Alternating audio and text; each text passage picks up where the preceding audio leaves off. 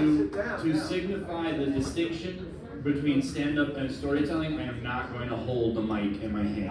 That's what the difference is. This elevates it to like a more intellectual art form.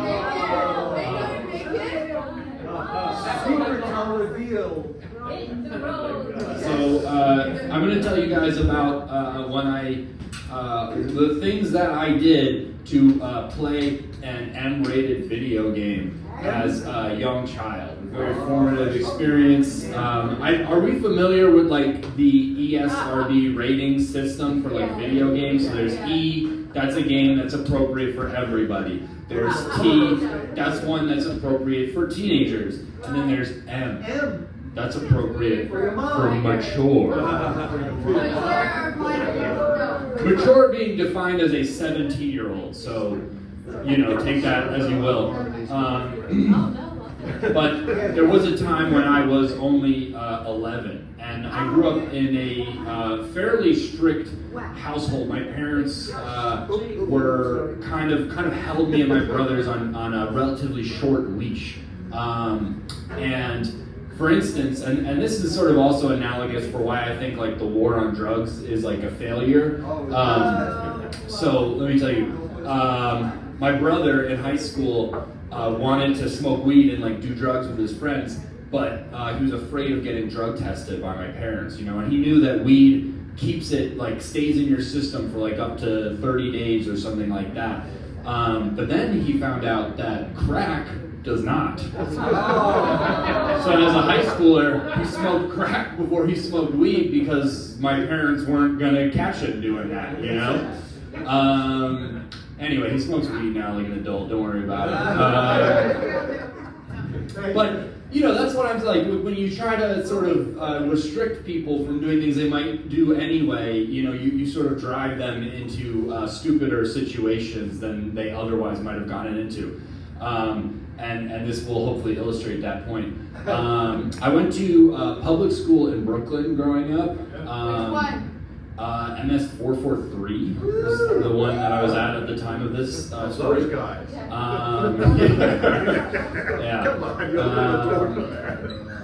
So I went to middle school not far from here, and at the time I really wanted to play Halo 3. Halo 3 had just come out, but it was rated M, and my mom wouldn't get it for me for Christmas or anything. But when you're in public school, especially like around here, what would happen is like between every year, between like 6th grade, 7th grade, 8th grade, like kids would get kicked out of the local private schools, and then they would enroll at the public school I was at. It's kind of like when you're watching The Sopranos and they're like, all right, these gangsters have gotten out of prison between seasons to like explain why Steve Buscemi's there all of a sudden. That would happen every year, like at my school. There'd just be like a new crop of fuck up private school kids, who like had to come to public school because they fucked up too many times. This one kid came to my school.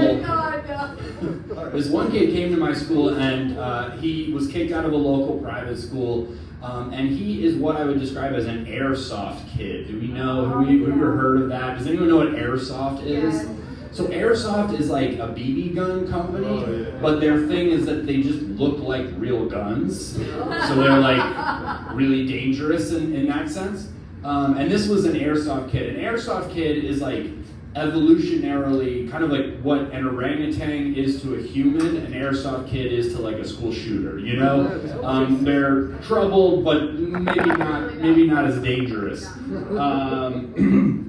Anyway, so I was going to school with this Airsoft kid, and he asked me one day, he was like, hey man, do you want to come over to my apartment later and play Halo 3? And I was like, hell yeah, dude. Of course I want to come over and play Halo 3. So we go to his apartment, we get up, we go to his room, he closes the door and locks it. And I notice there's no TV or Xbox or anything, so I'm kind of like, oh, okay, what's the Halo 3 gonna happen? And he goes into his closet and just pulls out like a real-looking handgun. No! And he's like, look, it's a BB gun, and he shoots the wall, and I see it's like this little BB, and I'm like, oh, cool. dude. That's awesome. And he's like, yeah, so you can't leave till you let me shoot you with it point blank. No! And I was kind of like, no. You know, like, no deal. Bad deal. And he was like, well, the door's locked and like my parents aren't home, so like you're not getting out. And I was like, okay. My leverage was not as strong as I thought it was. So I was like, all right, okay, dude. And I like pulled down my pants. I was like, you shoot me in the ass. Because in my head, that would hurt less. Like I was like, that'll hurt less. And he did. And I was like, ow, god damn it, you know. He shot you. He shot me in the ass. And I was like, fuck, dude. And he was like, yeah, you were being a pussy about it, so I have to do it again. No! So he did it again. He did it in the chest this time. I took it on the chin, if you will. No. And then I left anyway. I'm back at school a week later. And I'm talking to this kid. I didn't snitch on him or anything because I'm not a snitch. You know, this is very important in New York City public school that you are not a snitch under any circumstances. We were hanging out with him again, and he goes up to me. He's like, hey, man, sorry about last week, dude. I was like, don't worry about it. It was nothing.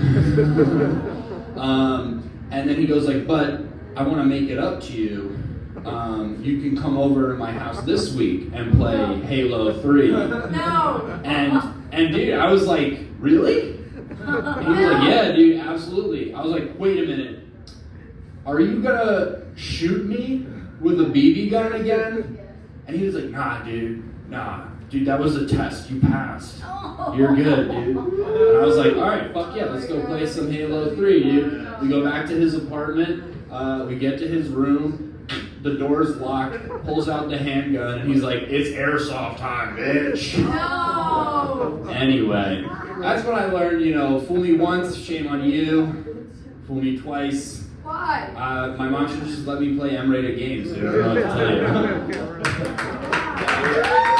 The bitter pill